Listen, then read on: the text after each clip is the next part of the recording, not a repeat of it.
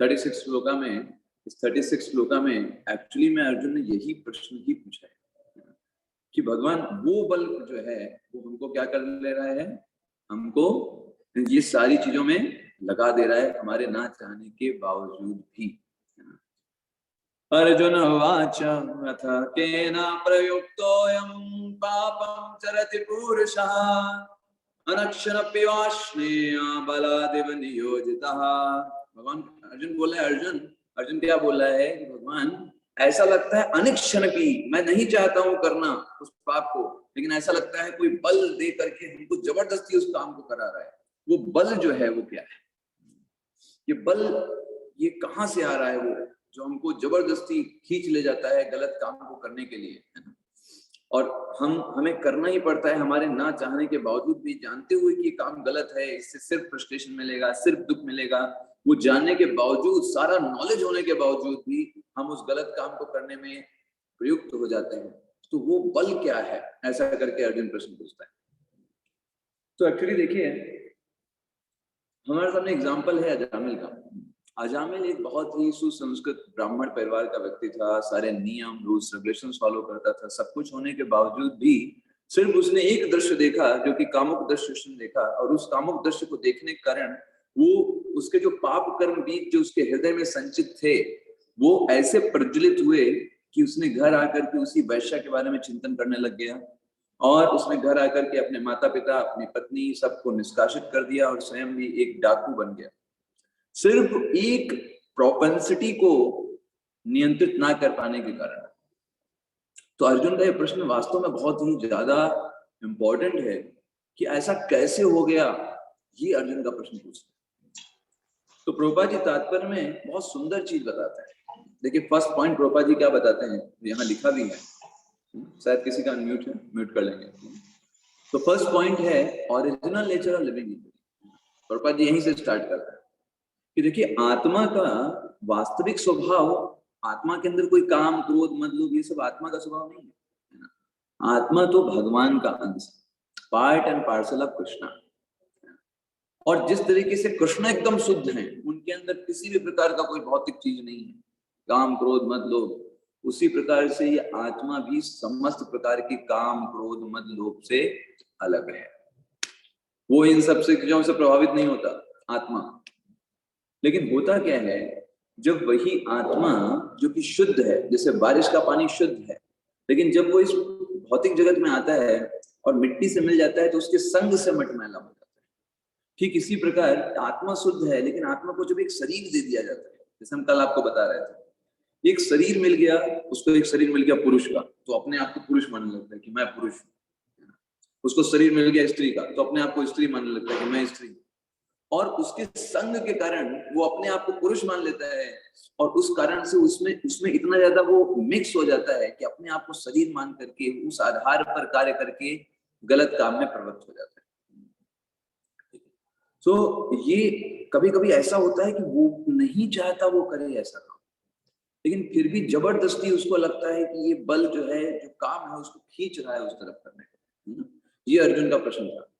तो ये बहुत, जैसे आप देखेंगे कोई व्यक्ति बहुत ही ज्यादा शांत दिखता है, कभी कभी अचानक से वो व्यक्ति बड़ा क्रोधित हो जाता है चीज के लिए, वो नहीं चाहता कि वो क्रोधित हो। हाँ मैं से बताइए, कोई भी व्यक्ति चाहता है कि क्रोधित हो? नहीं चाहता, है ना। कोई भी नहीं चाहता कि वो लस्टी हो, कोई भी नहीं चाहता कि वो एंग्री हो, लेकिन वो उसको नियोजित कर दिया जाता है। ये अर्जुन का प्रश्न, अर्जुन का अपने प्रश्न यहाँ पर ये चीज यहाँ पे पूछी। तो अर्जुन का प्रश्न एक्चुअली कोई अगर कहे, है ना, कि क्या भगवान के द्वारा ये इच्छाएं जो हमारे अंदर आती हैं, है ना, कामुक इच्छाएं आती हैं, गुस्सा आता है, ये भी भगवान दे रहे हैं, भगवान सब कुछ देने वाले हैं, भगवान ये भी दे रहे हैं। तो एक्चुअली में ऐसा नहीं। जैसे एक बार श्री प्रभुपाद जी के पास एक व्यक्ति गया, उसने कहा प्रभुपाद जी तंबाकू के भी तो पेड़ होते हैं। होते हैं तो भगवान ने दिया है, ना दिया है तो हम भी खाएंगे, तो भगवान ने दिया है तो हमको खाना चाहिए। तो प्रभुपाद जी ने कहा भगवान ने तो धतूरा का भी पेड़ दिया है, तो क्या धतूरा खा लोगे?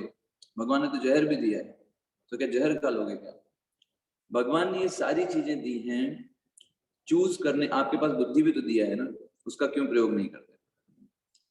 भगवान हमको हमारी इच्छाओं के आधार पर हमें अपॉर्चुनिटी देते हैं।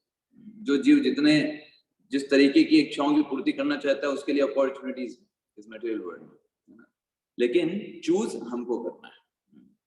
चूज हमको करना है कि हमको गलत चीजों में जाकर के इस भौतिक जगत में फंसते जाना है या फिर सही चीजों को पकड़ के इस भौतिक जगत से मुक्त होते जाना है। ये आपको चूज करना है। आप इसके लिए भगवान को दोषी नहीं ठहरा सकते कि भाई भगवान से ही तो सब कुछ आता है। दैट्स राइट, भगवान से सब कुछ आता है, लेकिन भगवान इसके लिए रिस्पॉन्सिबल नहीं है। रिस्पॉन्सिबल आप हैं। सरकार जो है वो ही हो सकता है बहुत सारे सरकारी देसी ठेका शराब की शॉप चलाते हो, लेकिन अगर कोई शराब पी करके परेशान होता है, पीड़ित होता है, तो उसके लिए सरकार रिस्पॉन्सिबल है क्या? बताइए। नहीं, नो, वो आपकी चॉइस थी। तो देखिए कैसे जो काम है वर्क करता है। एक व्यक्ति अपने आप को आइडेंटिफाई कर लेता है कि मैं पुरुष हूं। जब वो अपने आप को पुरुष आइडेंटिफाई करता है तो वो एक स्त्री के प्रति आसक्त है और तब ये काम जो है वर्क करना चालू करता है। फिर कैसे काम ईशा, क्रोध ईशा, रजो गुण समद्भवा, महासनो महापापमा विद्येह नमिह वैरिणम। एक जीवात्मा का सबसे बड़ा दुश्मन अगर कोई हो सकता है तो ये काम ही है, और काम ही वो चीज है जिसके कारण से व्यक्ति इस जगत में फंसा हुआ है। आप जरा थोड़ा इमेजिन करो, आप जब इस जगत में एज अ जीवात्मा आते हैं तो जीवात्मा के आधार पर आपको इस जगत में कुछ भी भोग करने के लिए है नहीं, लेकिन जब आपको एक शरीर दे दिया जाता है तो आप सोचते हो कि इसका मतलब क्योंकि आपको पुरुष शरीर मिला है तो स्त्री आपके लिए भोग करने के लिए, या स्त्री या शरीर आपको मिला है तो आप सोचते हो पुरुष आपके लिए भोग करने के लिए, और उस कारण से आप इस भौतिक जगत के बंधनों में बंधते चले जाते हो। और ये इसीलिए काम को बताया जाता है, इस भौतिक जगत को बताया जाता है कामागार, है ना, मैथुनागार। मतलब इस भौतिक जगत में जीवात्मा को कैसे पकड़ा जाता है? इसी, है ना, इसी यौन जीवन से पकड़ा जाता है। व्यक्ति जो होता है वो सोचता है इसमें आनंद आएगा और इसी चलते वो इसमें जकड़ जाता है और फंसता चला जाता है। इसीलिए भौतिक जगत में किसी व्यक्ति को अगर बने रहना है कंटिन्यूअसली तो इन सब चीजों में एंगेज रहो। जितना आप इसमें एंगेज रहोगे आपको अनेक अनेक शरीर मिलते रहेंगे इस भौतिक जगत में, क्योंकि हर एक जगत, हर एक प्राणी जो है इन्हीं काम से ही बंधा हुआ है, अलग अलग लेवल पर, है ना। अभी भगवान उसके बारे में बताएंगे। तो ये एक जीवात्मा का सबसे बड़ा दुश्मन है काम। तो काम की परिभाषा वास्तव में क्या है? काम जो है वो वास्तव में भगवान के प्रेम का एक ट्रांसफर्ड फॉर्म है। जैसे हमने कहा ना, भगवान से ही सारी चीजें आती है ना। तो जैसे भगवान आध्यात्मिक जगत में हैं और वहां वो हम सबको प्रेम करते हैं और हमारे हृदय में भगवान के प्रति प्रेम ही है कि हम कैसे भगवान की सेवा करें, भगवान को कैसे खुश रखें। हमेशा यही चेतना हमारे मन में होती है आध्यात्मिक जगत में। लेकिन वो जो प्रेम भावना होती है, भगवान को सेटिस्फाई करने की भावना होती है, भगवान को प्रसन्न करने की जो भावना होती है, जब जीवात्मा इस भौतिक जगत में आता है, अपने आप को मनुष्य मान लेता है, अपने आप को पुरुष मान लेता है, अपने आप को स्त्री मान लेता है, वही भावना जो कि भगवान की इंद्रियों को संतुष्ट करने के लिए होनी चाहिए, वो स्वयं की इंद्रियों को संतुष्ट करने के लिए हो जाती है। तो फोर्स है ये, एक्चुअली काम जो है वो एक फोर्स है, वेग होता है, इसको रोक पाना बहुत मुश्किल होता है। लेकिन ये जो वेग है ये होना किसके लिए चाहिए? भगवान के लिए होना चाहिए, भगवान की सेवा करने के लिए होना चाहिए। कुछ भी हो जाए, है ना, भगवान की सेवा। तो ऐसा बोला जाता है कि जो गोपियां थी उन्होंने भगवान की काम से सेवा की। तो बोले काम से, काम तो भौतिक नहीं, वहां पर कहने का आशय क्या है कि गोपियों ने उस काम को प्रेम में कन्वर्ट किया। जिस प्रकार से जो काम होता है उसके वेग को कोई रोक नहीं सकता, उसी प्रकार जब यही काम जो है भगवान के प्रेम में कन्वर्ट कर दिया जाता है तो दुनिया की कोई भी चीज उस भक्त को भगवान की सेवा करने से रोक नहीं सकती। तो एक्चुअल में ये स्थिति उसकी आध्यात्मिक जगत में वो है। लेकिन जब जीव भौतिक जगत में आता है, अपने आप को इस शरीर से आइडेंटिफाई करने लगता है, तो वही चीज काम में परिणत हो जाती है और वो व्यक्ति अपनी इंद्रियों को तुष्ट करना चाहता है, अपनी इंद्रियों को तुष्ट करना चाहता है ना। तो एक्चुअल में आध्यात्मिक जगत में जो प्रेम है वो भौतिक जगत में आके काम में परिणत हो जाता है। वहां पर सारे जीव भगवान को प्रसन्न करना चाहते हैं। तो देखा जाए तो ये भी भगवान से ही आया है। क्यों? भगवान से प्रेम निकला, लेकिन भौतिक जगत में आकर के वो काम में परिणत हो गया। तो हर एक चीज के जनरेट भगवान ही करते हैं। जन्मांधस्य यतः अन्वयादितरतश्चार्थे सविज्ञस्वराट्, भगवान से ही सब कुछ निकला हुआ है। लेकिन वो ट्रांसफॉर्म होगा। प्रभुपाद जी तात्पर्य में क्या बोलते हैं, जैसे मिल्क जो होता है वो ट्रांसफर हो जाता है दही में, तो मिल्क और दही में अंतर है कि नहीं, बताइए। जी प्रभु जी। कितना अंतर हो जाता है। तो मिल्क कैसे है, शुद्ध प्रेम की तरह है, एकदम साफ, बिना किसी चीज के, और उसमें अगर थोड़ा आपने टैमरिंड डाल दिया, पूरा का पूरा दही। वैसे ही जो अपने को तुष्ट करने की इच्छा है कि मैं खुश हूं, मुझे मजा आए, ये जो इच्छा है, ये हमारे जो भगवान के प्रति शुद्ध प्रेम होना चाहिए, उसमें दही के तोड़ की तरह काम करता है। और हमारे उस पूरे प्रेम को खत्म करके मुझे तुष्ट होना है, मुझे खुशी मिलना चाहिए, ये भावना हमारे अंदर डाल देता है। इससे बुरी स्थिति जीवात्मा के लिए क्या होगी कि वो भगवान की सेवा छोड़ करके अपनी इन भौतिक इंद्रियों को तुष्ट करना चाहता है, जो एक दिन स्वाहा हो जाएंगी आग में जल करके। इससे बुरी स्थिति उस जीवात्मा के लिए क्या हो सकती है। इसीलिए ये जीवात्मा का सबसे बड़ा वैरी है। तो इसके लिए बताया जाता है कि हम क्या करें, इस, है ना, कैसे ये जो भगवान के प्रति प्रेम है, ये कैसे काम में परिणत हो गया, एसोसिएशन से, मटेरियल वर्ड के एसोसिएशन से। हम जीवात्मा हैं, लेकिन इस भौतिक जगत में इस शरीर का संग मिल रहा है। ये शरीर क्या है, भौतिक तत्व है। तो भौतिक तत्व का संग मिलने के कारण हम इससे अपना एसोसिएशन कर लेते हैं कि मैं पुरुष हूँ, मैं स्त्री हूँ, और इस एसोसिएशन के कारण फिर मैं सोचता हूँ, फिर मैं सोचती हूँ कि मुझे भोग करना है ना। अपने शरीर से मैं आइडेंटिफाई कर लेता हूँ, और फिर मैं सोचता हूँ कि मुझे खूब अच्छे अच्छे पकवान खाने हैं, मुझे इस जगत में एंजॉय करना है, मुझे घूमने जाना है। ये सब काम के ही दूसरे रूप हैं, हम खुद को सेटिस्फाई करना चाहते हैं ना। तो इसलिए ये काम जो है वो वर्क करता है। चलिए आगे देखते हैं। तो इसलिए व्यक्ति को क्या करना चाहिए, अगर इस काम से मुक्ति प्राप्त करनी है तो क्या करना चाहिए, उसे भगवान के प्रति प्रेम को जगाना चाहिए, और कोई दूसरा तरीका नहीं। अगर आपको इस काम से मुक्ति प्राप्त करनी है तो आपको क्या करना चाहिए, काम को किसमें कन्वर्ट करना चाहिए, कृष्ण प्रेम भावना में। में। हाँ, कृष्ण भावनामृत में, बस वही तरीका है ना। जैसे आप देखिए हनुमान जी, तो हनुमान जी क्या कर रहे हैं, भगवान की सेवा कर रहे हैं। अर्जुन क्या कर रहा है, बताइए क्या कर रहे हैं अर्जुन, भगवान की आज्ञा का पालन कर रहे हैं। भगवान की सेवा कर रहे हैं।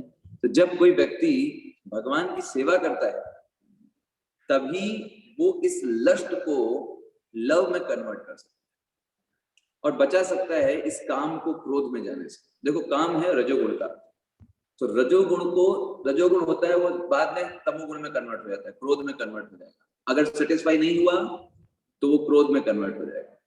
लेकिन डेवोटी क्या करते हैं, उस लस्ट को भगवान की सेवा में लगा देते हैं, अपनी उस एनर्जी को, अपनी उस ऊर्जा को भगवान की सेवा में लगा करके, भगवान के बारे में पढ़ करके, भगवान के बारे में सुन करके, भगवान की सेवाएं करके, उस जो लस्ट उनके अंदर जो रजोगुण की जो टेंडेंसीज हैं उसको भगवान की सेवा में लगा देते हैं। जैसे अर्जुन के अंदर क्षत्रियपन है तो उसको भगवान की सेवा में लगा दिया। हनुमान जी के अंदर बड़े बड़े पर्वत उठा सकते हैं, भगवान की सेवा में लगाया। क्रोध आया, भगवान की सेवा में लगाया, कैसे, राक्षसों को मार कर। तो अपने उस जो लोअर टेंडेंसीज हैं उसको भी भगवान की सेवा में लगा करके उनको मुक्ति प्राप्त कर सकता है। अर्जुन ने किया, हनुमान जी ने किया। ऐसे ही यही एक तरीका है इससे मुक्त होने का। तो अभी अगला श्लोक हम देखेंगे, नेक्स्ट श्लोक चलेंगे 3.38। अभी नहीं, हाँ यस ठीक है। धूमेनाव्रियते वर्हिं यथादर्शो मलेन च, यथोल्बेनावृतं व्रतो गर्भस्तथा तेनेमावृतम्। तो यहाँ पर क्या बोल रहे हैं, धूमेना, ठीक है। धूमेना मतलब तीन चीजों को बता रहे हैं, लस्ट कैसे कैसे कवर करता है जीवात्मा। पहला, धूमेना व्रियते, जैसे आग को धुआं कवर करता है। कभी कभी क्या होता है, आग होती है लेकिन धुएं के कारण आग दिखाई नहीं देती, तो धुआं ढक लेता है पूरी आग को। दूसरा, आदर्शो मलेन च, शीशे को जो धूल होती है वो ढक लेती है। शीशा है लेकिन धूल के कारण आप अपना चेहरा नहीं देख सकते। तीसरा, यथो उल्बेना अव्रतो गर्भस, कि शिशु को गर्भ ढक लेता है। शिशु अंदर है गर्भ के अंदर, लेकिन उसको ढका हुआ है, वो कुछ कर नहीं सकता। तो ऐसे ही ये जो काम जो है जीवात्मा को 3 अलग अलग स्तरों से ढकता है। चलिए ये देखते हैं एग्जाम्पल। पहला देखिए एग्जाम्पल है धुआं अग्नि को जैसे ढक लेता है। देखिए धुआं कितना निकल रहा है, अग्नि बहुत कम है, उस धुएं ने उस अग्नि को ढक रखा है।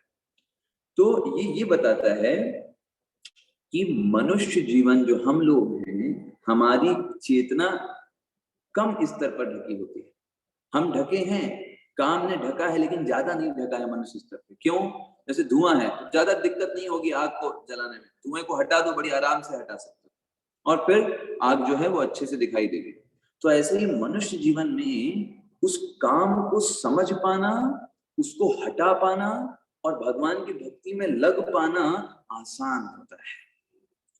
फिर दूसरा जो दिया है, शीशे के ऊपर धूल होती है, तो उसके लिए मेहनत लगेगी, आपको रगड़ना पड़ेगा। तो वो एग्जाम्पल है पशु पक्षियों और पशु पक्षियों का, कि उनमें भी देखिए चेतना होती है, लेकिन चेतना को कृष्ण भावनामृत में कन्वर्ट करना मुश्किल होता है, क्योंकि वो लोग समझ नहीं सकते किस तरीके से वो बंधे हुए हैं, वो बस कार्य करते रहते हैं। और तीसरा है जब गर्भ ढक लेता है, जो गर्भ जो है उसमें शिशु ढका होता है, वो व्यक्ति कुछ नहीं कर सकता, हिल भी नहीं सकता गर्भ के अंदर। उसी प्रकार जैसे पेड़ पौधे हैं, ये भी जीवात्मा है, लेकिन वो ऐसे बंधे होते हैं कि उनको बस कुछ भी नहीं कर सकते, उनकी चेतना इतनी ज्यादा ढकी होती है। तो शास्त्र बताते हैं कि जो लोग बहुत ज्यादा कामुक होते हैं, वो इधर उधर भागा करते हैं, दूसरे स्त्री पुरुषों के प्रति, दूसरे की पत्नियों के प्रति, दूसरे के पतियों के पीछे लोलुप होकर के टहलते रहते हैं, ऐसे लोगों को अगला जन्म जो है वो पेड़ का मिलता है। उसके 2 कारण है। पहला कारण ये है कि पेड़ जो है वो कोई भी पोशाक नहीं पहनता, नग्न अवस्था में रहता है, इसलिए उनको वैसा शरीर प्रदान किया जाता है। तो ये जो ऐसे लस्टी लोग होते हैं, उनको पेड़ का शरीर, आप जैसे देखते हैं नल कुंवर और मणिग्रीव, तो दोनों को नारद जी ने पेड़ का शरीर प्रदान किया, है ना, कि आप कुछ नहीं कर सकते, है ना। पहले तो बहुत कूद फांद रहे थे ना, उधर भाग रहे थे, इधर भाग रहे थे, इसके पीछे उसके पीछे अनेक प्लान बना रहे थे, अभी चुपचाप एक जगह खड़े रहो, वहीं पे खड़े रहोगे, कुछ नहीं कर सकते, वो भी नग्न अवस्था में खड़े रहोगे 24 घंटे 7 दिन 300 दिन, महीने के, साल के 365, बस वहीं पे खड़े रहो ऐसे ही, इसलिए उनको ऐसा मिल जाता है शरीर। तो उनमें चेतना एकदम कम होती है, ये कंपैरिजन किया गया। तो ऐसे ही जीवात्मा की 5 प्रकार की चेतनाएं होती हैं। एक होती है संकुचित चेतना, व्यक्ति उसमें कुछ नहीं कर सकता, ऐसे पेड़ों की चेतना होती है, कुछ नहीं कर सकता। दूसरा होता है मुकुलित चेतना। मुकुलित चेतना कैसी होती है? जैसे पशु पक्षियों की है कि उनके अंदर कुछ चेतना है, थोड़ा मुकुलित हुई है, हाँ कुछ वो रो लेंगे, चिल्ला लेंगे, कोई उनको पकड़ेगा तो भागने का प्रयास करेंगे। पेड़ पौधा कुछ नहीं कर सकता, वैसा ही है, वैसा ही रहेगा। संकुचित चेतना। मुकुलित चेतना में थोड़ा बहुत हिल डुल सकता है, थोड़ा कुछ अपने एक्सप्रेशन बता सकता है। उसके बाद विकसित चेतना है हम मानवों की, हम लोगों की विकसित चेतना है, हम समझ सकते हैं मेरा जन्म हुआ है, अभी ये शरीर देखो मेरे कंट्रोल में नहीं है, इच्छाएं मेरे कंट्रोल में नहीं है, काम क्रोध लोग हैं वो हमको परेशान कर रहे हैं, ये शरीर जा रहा है किस प्रकार से, अनेक अनेक शरीर, अलग अलग मेरा शरीर बदल रहा है। विकसित चेतना इन सबको समझ सकता है, किस प्रकार से हम प्रकृति के द्वारा नियंत्रित हैं, ये विकसित चेतना है। और जब यही विकसित चेतना अच्छे से भक्ति कर ले, वो व्यक्ति भक्ति में एकदम प्रवृत्त हो जाए, तो पूर्ण विकसित चेतना में पहुंच जाता है, मतलब वो व्यक्ति समझ में आ जाएगा, शरीर छोड़ेगा, सीधे भगवत धाम चला जाएगा। तो दैट्स द थिंग। इसलिए मनुष्य जीवन एक अपॉर्चुनिटी है, क्योंकि इसमें हमारी चेतना बहुत कम ढकी होती है। तो मनुष्य जीवन के लिए उदाहरण क्या दिया गया है, किस प्रकार की चेतना होती है? कौन सा उदाहरण दिया भगवान ने? धुएं से ढकी हुई आग। हाँ, धुएं से ढकी हुई आत्मा। तो आसान है हमको कर पाना, आसानी से धुएं को हटा दो, धुआं और आग है। तो ऐसे ही धुआं और एक्चुअली क्या है, धुआं और आग? आग का मतलब एक तरीके से अगर हम सोचें, कंपैरिजन करें, तो आत्मा से संबंधित ज्ञान है। और धुआं क्या है? ये भौतिकता, ग्लैमर, है ना, लोग अपने एक दूसरे को दिखावा जो करना चाहते हैं। तो हम मनुष्य जीवन में इन सब चीजों, दिखावे को हटा करके, आग को पकड़ करके समझ सकते हैं चीजों को, लेकिन बाकी सब जीवन में तो बस बहते ही जाओगे, कुछ नहीं कर सकते। दूसरा, एक प्रभुपाद जी तात्पर्य में बताते हैं कि ये जो हमारा कार्य, जैसे शीशे के ऊपर जो धूल है, दूसरा कंपैरिजन है, अलग लेवल का कंपैरिजन है, जैसे कि जब शीशे के ऊपर धूल है उसको हटाया जा सकता है क्लीन करके, वैसे ही हमको अपने हृदय को क्लीन करना है ना? कैसे?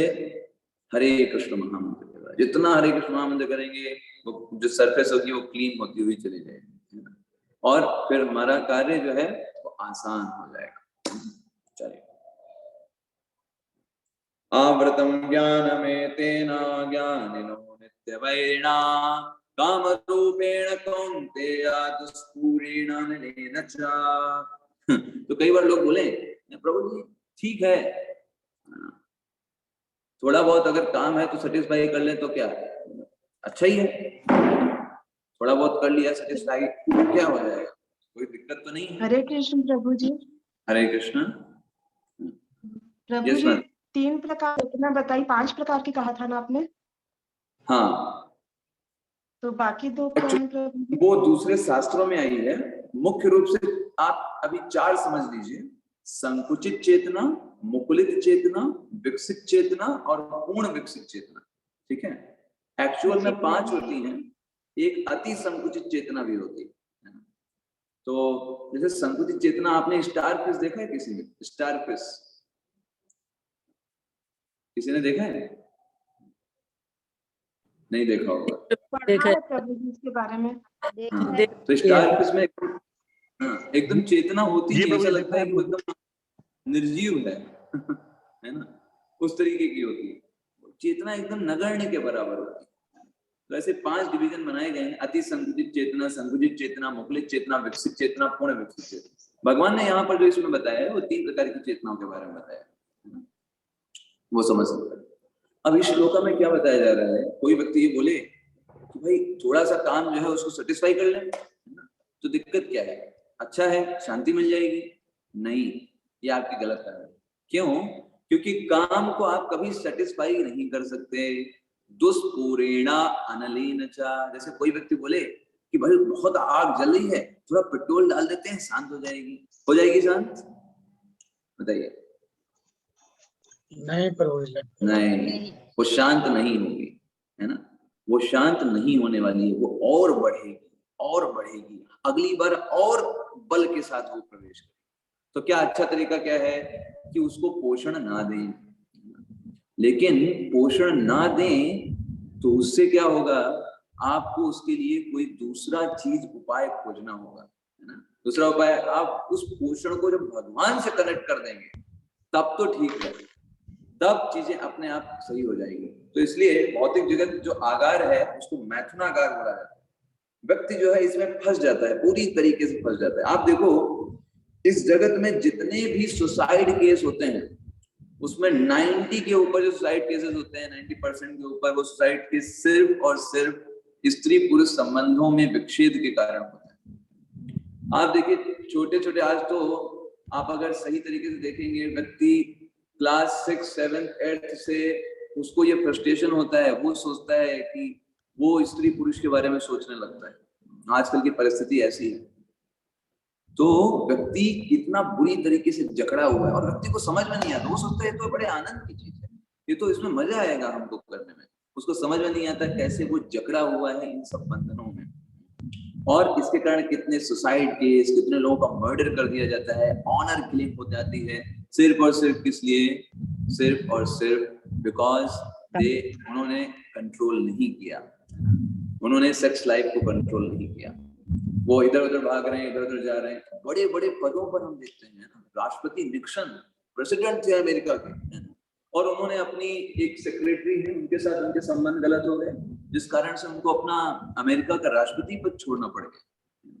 देखिए इतने बड़े बड़े पदों पर, सोचिए कोई व्यक्ति अमेरिका का राष्ट्रपति, मतलब समझ रहे हैं कितनी बड़ी बात है। और उस पद पर जाकर के भी बेचारा वो बंधा हुआ है इन सब चीजों में, और उन्हीं सब चीजों के पीछे है, कंट्रोल नहीं कर पा रहा है। तो जब कंट्रोल नहीं कर पाता तो क्या होता है, उसको पद से निष्कासित कर दिया जाता है, समाज में बेइज्जती होती है, देश निकाला हो जाता है, घर में बेइज्जती होती है, और वो सब फिर भी ये सोचता है नहीं नहीं सब चीजें बढ़िया हैं, हमें तो आनंद मिल रहा है, ये उसकी मूर्खता है। तो शास्त्र हमको क्या बताते हैं कि जो लस्ट है इसको हमें किस तरीके से पॉजिटिवली इसको एंगेज करना चाहिए। सबसे बेहतर चीज है कि हम समझ जाएं इसको हम पोषण ही ना प्रदान करें, सबसे अच्छी बात है, दैट इज बेस्ट थिंग, हम पोषण ही ना प्रदान करें इसको, और भगवान की सेवा में उस अपनी एनर्जी, अपनी ऊर्जा को उधर की ओर ट्रांसफर करना। लेकिन अगर ऐसा नहीं है तो शास्त्रों के आधार पर हम विवाह करें, अपनी पत्नी और अपनी पति से संतुष्ट रहें। किसी दूसरे की पत्नी, किसी दूसरे का पति या फिर जिसका विवाह नहीं भी हुआ हो, उसको अपनी माता के समान माने, उसको अपने भाई या अपने पिता के समान माने स्त्रियों के लिए। तो जब इस स्थिति से वो जो आपने लस्ट था उसको प्रॉपरली शास्त्रों के आधार पर आपने उसको सही दिशा बनाई। लेकिन अगर आप ओवर कर रहे हैं इधर उधर, आप अपने पति या अपनी पत्नी से सेटिस्फाइड नहीं है, इधर उधर जा रहे हैं, मौके तलाश रहे हैं दूसरे की पत्नियों से या पत्नियों से बात करने के लिए, दूसरे पुरुषों से या दूसरी स्त्रियों से बात करने के लिए आप मौके तलाशते रहते हैं, है ना, आपको आनंद आता है, तो सॉरी टू से, लेकिन ये चीज आपको इतना डिग्रेड करेगी कि आप सोच भी नहीं सकते। और आप देखेंगे दुनिया में कितने सारे लोग इन सब चीजों के कारण कितने बड़े शिकार बनते हैं। जितने लोग शराब पीते हैं, सिगरेट पीते हैं, सब यही फ्रस्ट्रेशन है दुनिया में। लोगों के कितने सुसाइडल केस होते हैं, आप हर दिन देख सकते हैं। इतने सुसाइड केस क्यों हो रहे हैं? आप देखिए छोटे छोटे लोग युवा अवस्था में, है ना, इंस्टाग्राम फेसबुक चला करके, है ना, वो इसमें बंध जाते हैं और बन जाते हैं। फिर कोई व्यक्ति उनको छोड़ करके चला जाता है, स्त्री या पुरुष छोड़ के चले गए, वो रोते रहते हैं, ऐसे रोते हैं एकदम बच्चों की तरह, है ना। हो गए 20-25 साल के व्यक्ति हो गए हैं, बच्चों की तरह रो रहे हैं, ऐसा लग रहा है दुनिया सब छूट गई, कोई चीज रही नहीं गई दुनिया में। ऐसा कुछ हुआ नहीं है, लेकिन वो बंधे हुए हैं सेक्स लाइफ। उनको लगता है ये नहीं होगा तो कुछ नहीं है, ये वास्तव में उनका बंधन है। लेकिन जब इसको, जैसे आप यहाँ पर एक नीचे फोटो देख रहे हैं ना, 2 महिलाएं हैं, वो एक मॉल में गई और सब कुछ लेना चाह रही है। तो ऐसे ही ये जो लस्ट होता है ये कभी भी पूरित नहीं हो सकता। और यही हमको समझना है, यही हमको डेवलप करना है, कन्विक्शन। अभी वो कन्विक्शन डेवलप नहीं, हमको लगता है नहीं ये हो जाएगा तो हम संतुष्ट होंगे, कभी ना संतुष्ट होने वाले, ये कभी नहीं होने वाला। और इसी कन्विक्शन को डेवलप करना है। तो जब ये कन्विक्शन डेवलप हो जाता है तब व्यक्ति फिर उसको पूरा ही नहीं करेगा, उसे पता है ये कभी पूरा नहीं होगा, ये सिर्फ छलावा है। और जब इस तरीके से वो अप्रोच करता है कि सिर्फ और सिर्फ भगवान की सेवा ही मुझे संतुष्ट कर सकती है, ये लक्ष्य कभी कंप्लीट नहीं होगा। आज तक ना कंप्लीट हुआ, आगे नहीं कंप्लीट होगा। हर बार यही हमको बताया जाता है कि नहीं इस बार संतुष्ट हो जाएगा, फिर आगे हम नहीं करेंगे, लेकिन हर बार हम धोखा खाते हैं। तो इस तरीके से धीरे धीरे करके वो व्यक्ति को ये कन्विक्शन जो है वो डेवलप हो जाता है। यही मटेरियल वर्ल्ड भगवान ने इसलिए बनाया है। एट द लास्ट वो व्यक्ति इतना सब कुछ करके, इतना भ्रमण करके उसको ये चीज समझ में आ जाएगा कि भैया यहाँ कोई सुख नहीं है। वही चीज है जिसे च्युइंगम है, उसी को चबा चबा करके खा रहे हो। कभी इस एंगल इस दांत से चबा रहे हो, कभी उस दांत से चबा रहे हो। च्युइंगम वही है, स्वाद कैसे मिलेगा? स्वाद नहीं मिलेगा। पुनः पुनः चरवित चरवणानाम, समस्त योनियों में देखिए वही हो रहा है, वही जीवन चल रहा है समस्त योनियों में, है ना। चाहे पुरुष हो, चाहे गधे हो, चाहे कुत्ते हो या बिल्ली हो, काकरोच हो, हर जगह वही चल रहा है। पुरुष जो होता है वो स्त्री का भोग करना चाहता है, उसकी सुंदरता को भोग करना चाहता है, और स्त्री जो होती है वो पुरुष के धन को भोग करना चाहती है। ये साइकोलॉजी। तो इस तरीके से दोनों लोग अपने अपने फायदे के लिए एक दूसरे को एंजॉय करना चाहते हैं। कुल मिला के चीज ये, और इस तरीके से वो बंधे रहते हैं साइकिल्स में। तो इसको बोला जाता है, इसलिए काम को नित्य वैरी बोला जाता है। एक होता है जीवात्मा का हमेशा वैरी, ऐसा नहीं है कि पहले वैरी नहीं था बाद में वैरी हो जाएगा ना, हमेशा वैरी है। प्रारंभ अवस्था से जब से जीवन में उसके काम का प्रवेश हुआ, वो उसको मेंटल रूप से उसको पागल बना देता है, पागल बना देता है ना। जो लोग ये ज्यादा चलाते हैं सोशल नेटवर्किंग वेबसाइट्स, है ना, और फॉलो करते हैं, बहुत सारा अपने प्रयास करते रहते हैं दूसरों को प्रभावित करने के लिए, इम्प्रेस करने के लिए, तो पागल ही हो चुके हैं। स्टार्टिंग से वो पागल हो जाते हैं ना। उनके पास उनके घर में उनकी पत्नी है, बच्चे हैं, वो सोचते नहीं है उनके बारे में। वो दूसरों को इम्प्रेस करने के लिए पूरे दिन भर प्रयास करते हैं और प्रयास करते हैं संग करने का। तो ऐसे लोग स्टार्टिंग में परेशान, जब वो संग मिल भी जाए उस समय भी परेशान रहते हैं। जैसे अजामिल, है ना, जब मान लो उसको वैश्या मिल भी गई तो क्या वो खुश था? वो तो डाकू बन गया, डकैती कर रहा है। तो मिलने पर भी दुख है और अंत में तो दुख है ही। आपको क्या लगता है जब आप इस तरीके से शास्त्रों के विरुद्ध व्यवहार करेंगे तो परिणाम तो भयावह है, परिणाम बहुत भयावह है। शास्त्रों के विरुद्ध जब इस प्रकार से कोई व्यक्ति दूसरी स्त्री या दूसरे पुरुष को अप्रोच करता है, नरक में उसकी इतनी भयंकर यातना है कि उसका वर्णन करेंगे तो आपके रोंगटे खड़े हो जाएंगे। तो एक तरफ देखिए, इस संसार में पहले भी दुख, मिलने पर भी टेंशन, और उसके बाद परिणाम भी इतना गर्त में, ठीक है।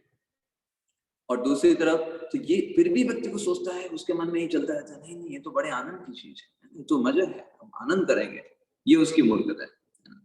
दुष्पूरेण अनलेन चा, जिस प्रकार आग को आप उसके अंदर ईंधन डाल करके सोचें कि इसको ये संतुष्ट हो जाएगी, बुझ जाएगी, वो कभी भी नहीं होने वाला।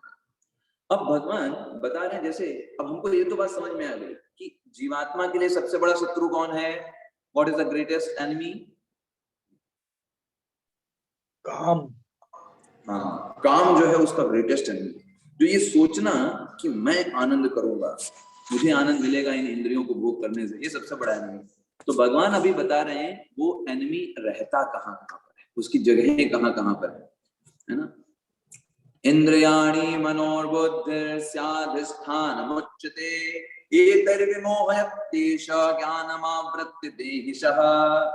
तो भगवान इस 40 श्लोकों में बोल रहे हैं। पढ़िएगा रंजीत प्रभु, अनुवाद पढ़िए। इंद्रियां, हरे कृष्णा प्रभु जी। हाँ पढ़िएगा। इंद्रियां, मन तथा बुद्धि इस काम के निवास स्थान है। इनके द्वारा यह काम जीवात्मा के वास्तविक ज्ञान को ढक उसे मोहित कर लेता है। करेक्ट। तो देखिए, जीवात्मा तो भगवान का दास है, उसको मोहित किया जाता है। कैसे मोहित किया जाता है? उसको ये बता कर कि तुम ये इंद्रियां हो, तुम ये शरीर हो, तुम एक पुरुष हो, है ना, तुम एक स्त्री हो, और तुमको ये चीज चाहिए, ये चीज तुमको आनंद प्रदान देगी, है ना। म्यूट कर लीजिएगा, किसी का अनम्यूट है। तो उसको कैसे इस तरीके से मोहित करता है? कौन? माइंड। जो माइंड है ना, ये माइंड क्या करता है, इन पांचों इंद्रियों को, है ना, इंगेज करता है सेंस ग्रेटिफिकेशन, है ना, सेंस ग्रेटिफिकेशन, काम, ठीक है, इनको इंगेज करता है। अब देखिए, माइंड के ऊपर कौन है? कौन है माइंड के ऊपर? बताइए। इंटेलिजेंस, बुद्धि। बुद्धि को क्या करना चाहिए? बुद्धि का काम ये होता है कि माइंड अगर कुछ गलत बोल रहा है तो बोले नहीं, तुम्हें नहीं करना। लेकिन होता क्या है, भगवान क्या बोल रहे हैं, बुद्धि भी इस काम का निवास स्थान। तो कभी कभी ये जो बुद्धि भी होती है, ये भी काम को सपोर्ट करने लग जाती है। वो तरीके बताएगी कैसे इस काम को सेटिस्फाई किया जाए। तो बुद्धि का काम होना चाहिए कि वो माइंड को कंट्रोल करे, लेकिन माइंड का सपोर्ट करने लग जाती है बुद्धि। जैसे फॉर एग्जांपल, आपने अपने फ्लैट की सुरक्षा के लिए एक सिक्योरिटी गार्ड को रखा, ठीक है, फिर भी चोरी हो गई, बताइए कैसे?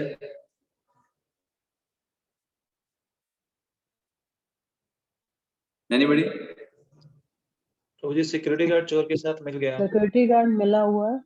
हाँ, सिक्योरिटी गार्ड ही चोर था, ठीक है। तो आप क्या सोच रहे हो, मैं अपनी बुद्धि लगा करके इस काम से अपने आप को दूर रखूंगा, मैं ये नहीं करूंगा, मैं यहाँ नहीं जाऊंगा, मैं इधर नहीं देखूंगा, मैं ये नहीं पढ़ूंगा, वो नहीं करूंगा। आप बुद्धि से सोच रहे हो ये करने को, लेकिन बुद्धि ही असली चोर बन जाती है कभी। फिर बुद्धि आपको टेक्निक बताएगी कैसे इस काम को सेटिस्फाई किया जा सके। जैसे 5 इंद्रियां जो है ना, एक मिनट, ये 5 इंद्रियों को आप मानिए कि ये हैं बच्चे, दे आर चाइल्ड, ठीक है, चाइल्ड नहीं है, 5 इंद्रियां। माइंड जो है ये मदर है, ठीक, और इंटेलिजेंस जो है ये है फादर। तो चाइल्ड चले जाते हैं, पापा पापा हमको चाहिए चॉकलेट चॉकलेट चॉकलेट, मम्मी से कहते हैं मम्मी चॉकलेट चाहिए चॉकलेट चाहिए। तो चाइल्ड जो बोलते हैं मदर से, मदर कहती है फादर से, ठीक। फादर का काम क्या है, उसको इंटेलिजेंट होना चाहिए, ये जानने के लिए बच्चों के लिए चॉकलेट जरूरी नहीं है, बहुत खाया आज चॉकलेट, अब नहीं चॉकलेट खाना है, ये फादर का काम होना चाहिए। लेकिन अगर मदर जो है वो अगर ज्यादा तरीके से फादर को भी अपने अंडर में ले लेती, अपने हस्बैंड को भी अपने अंडर में ले लेती, टेक्निक्स लगा कर, तो फादर भी मदर के कहने में आ जाता है और चाइल्ड की जरूरतों को पूरा कर देगा। जनरली क्या करना चाहिए, फादर को इंटेलिजेंट होना चाहिए, मन की बात नहीं सुननी चाहिए। और एक फादर को इंटेलिजेंस कैसे मिलेगी, बुद्धि को क्षमता कहाँ से प्राप्त होती है सही डिसीजन लेने की, कोई बताएगा? आत्मा से प्रभु जी। हाँ, बुद्धि माइंड के चक्कर में ना फंसे। ये कैसे होगा? अगर वो शास्त्र पढ़ेगा। जैसे मान लीजिए मन बोल रहा है ना, चलो है ना थोड़ा घूम के आते हैं, मजे करेंगे, घूमने जाएंगे, है ना, तो तुरंत अगर शास्त्र पढ़ा होगा तो बोलेगा नहीं ये गलत है, उसके अंदर क्षमता आ जाएगी कंट्रोल करने। शास्त्र अध्ययन से उसके अंदर क्षमता आती है बुद्धि के अंदर। दूसरा, बुद्धि को क्षमता प्राप्त होती है चैंटिंग से। चैंटिंग जो है विल पावर को इंक्रीज करता है। माया को ना बोलने के अंदर आपके अंदर क्षमता आ पाएगी।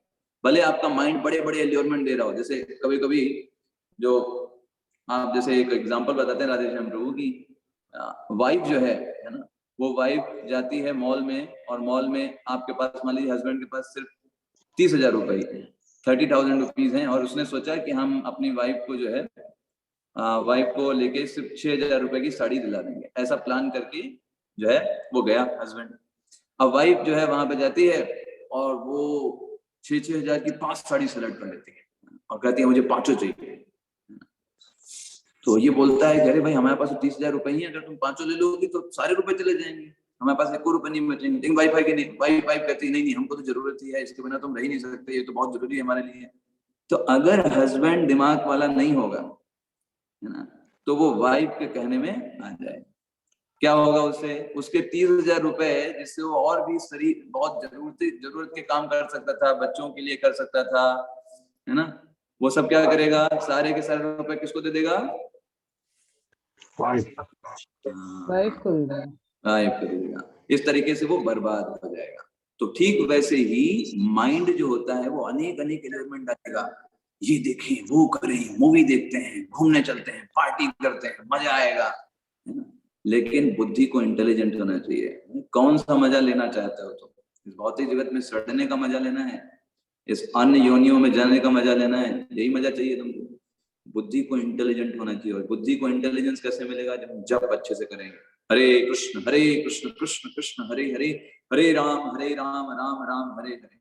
मन बहुत सारे डालेगा, अरे आज मन नहीं कर रहा है क्लास करने का, आज भगवत गीता नहीं पढ़ो, बहुत बिजी चल रहा है ना, है ना। अलग अलग मन डालेगा आपको, माया अलग अलग स्तर पर आपको प्रभावित करने का प्रयास करेगी। लेकिन अगर बुद्धि इंटेलिजेंट है तो माया के कहने में आएगा नहीं। वो कहेगा अच्छा सिर्फ भगवान का काम करने के लिए ही तुम्हारा सब कुछ है, तभी तुम्हारा सही में हो। बाकी तो जब तुम इधर उधर घूम रहे थे, व्हाट्सएप चला रहे थे, तब तो मैंने नहीं बोला कि अरे आज टाइम नहीं, आज व्हाट्सएप मत चलाओ, आज टाइम नहीं, आज फालतू की बातें मत करो।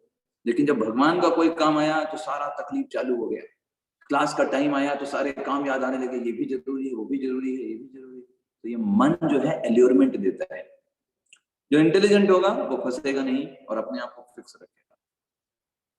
तो इसलिए एक जो बुद्धिमान व्यक्ति है वो इस तरीके से फॉल्स आइडेंटिफिकेशन में नहीं फंसेगा, वो अपने आप को शरीर मान करके जीवन यापन नहीं करेगा, और इस तरीके से वो बच जाएगा इन सारी चीजों से।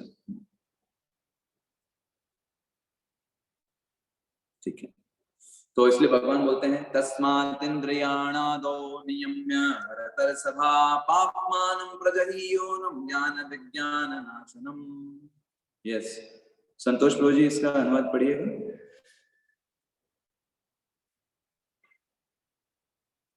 हरे कृष्ण प्रभु जी। हरे कृष्ण। इसलिए हे भरतवंशियों में श्रेष्ठ अर्जुन, प्रारंभ में ही इंद्रियों को वश में करके पाप के महान प्रतीक का दमन करो और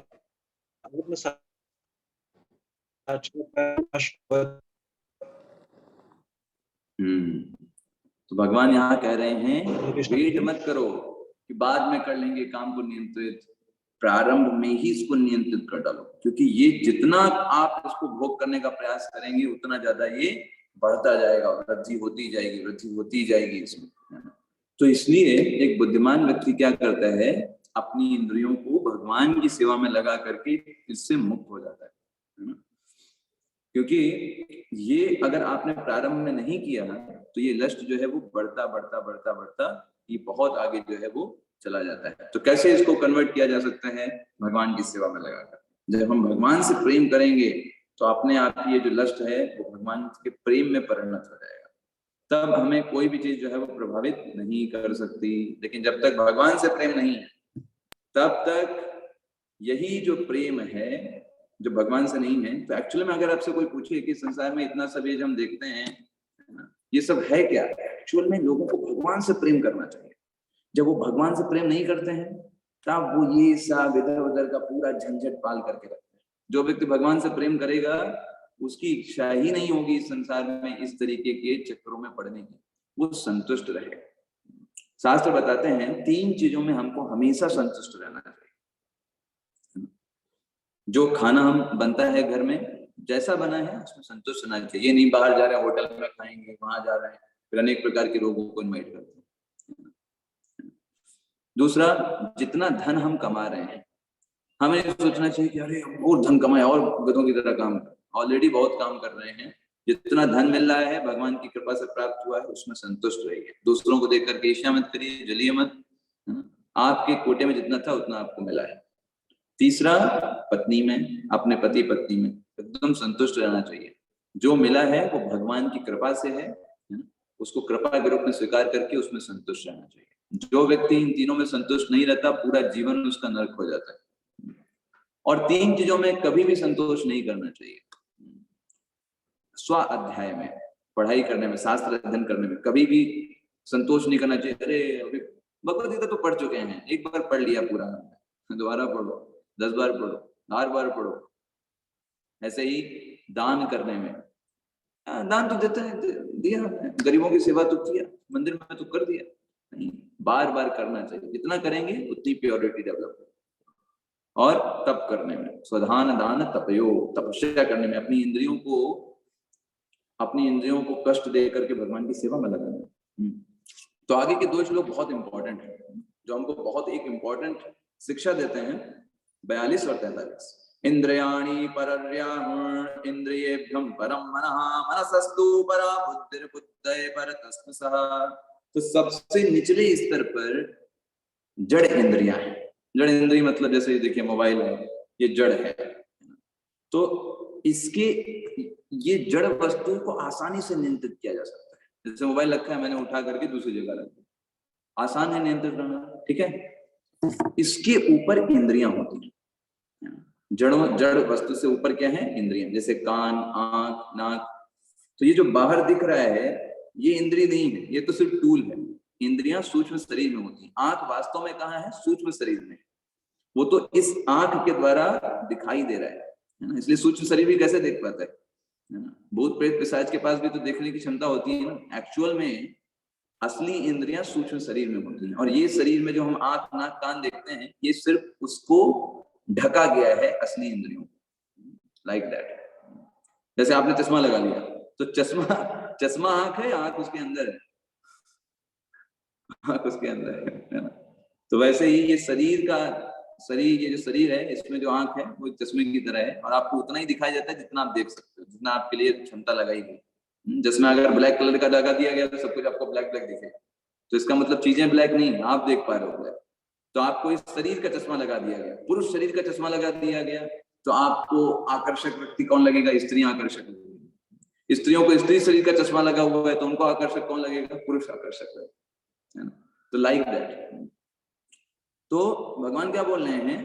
जड़ पदार्थ से बड़ी जो है वो इंद्रियां हैं, इंद्रियों से बड़ा मन है, और मन से बड़ी बुद्धि है, और बुद्धि से बड़ी आत्मा है, ठीक है। तो सबसे पहला हम कंट्रोल किस पे कर सकते हैं आसानी से? जड़ इंद्रियों पर, है ना। तो अगर हम क्या करें, ये जो जड़ इंद्रियां हैं इनको बोलते हैं जड़ इंद्रिय, असली इंद्रिय इसके अंदर है, तो इन पर ही नियंत्रण कर लें तो काम का प्रभाव आ ही नहीं पाएगा हमारे। एक तो चीज ये, ठीक है। जैसे अजामिल ने देखा, अजामिल तुरंत उसको ही आंखें बंद करके वहां से चला जाता तो वो बच जाता, महामंत्र लेकर के, भगवान का नाम लेकर के वो बच जाता। तो सबसे पहले अपनी जड़ इंद्रियों को ही हम गलत डायरेक्शन में बहने मत दें। दूसरा, भगवान इस श्लोक से क्या बताना चाहते हैं कि सबसे पावरफुल कौन है, which is most powerful in सब में? इस श्लोका में क्या बता रहे हैं भगवान? बुद्धि नहीं, श्लोका में देखिए सबसे पावरफुल कौन है? तूल। मन भी नहीं है, आत्मा, करेक्ट, आत्मा। तो भगवान एक डायरेक्शन, एक तरीके से ये बताने का प्रयास कर रहे हैं, अगर आपने आत्मा को भगवान की सेवा, आपका पूरा एग्जिस्टेंस ही भगवान की सेवा में चला गया, तुरंत ये सब चीजें आपके नियंत्रण में आ जाएंगी। क्योंकि काम के जो भी स्थान है ना, इंद्रियां, मन, बुद्धि, ये सब आपके नियंत्रण में आ जाएंगे अगर आप अपने पूरे एग्जिस्टेंस को ही भगवान की सेवा में लगाते हैं। कायेन वाचा मनसे इंद्रियर्वा, हर तरीके से भगवान की सेवा, भगवान का ध्यान अगर आप करने लग जाते हैं, सब चीजें आपके नियंत्रण में अपने आप ही आ जाएंगी। ठीक है, क्योंकि सबसे पावरफुल कौन है? सोल है।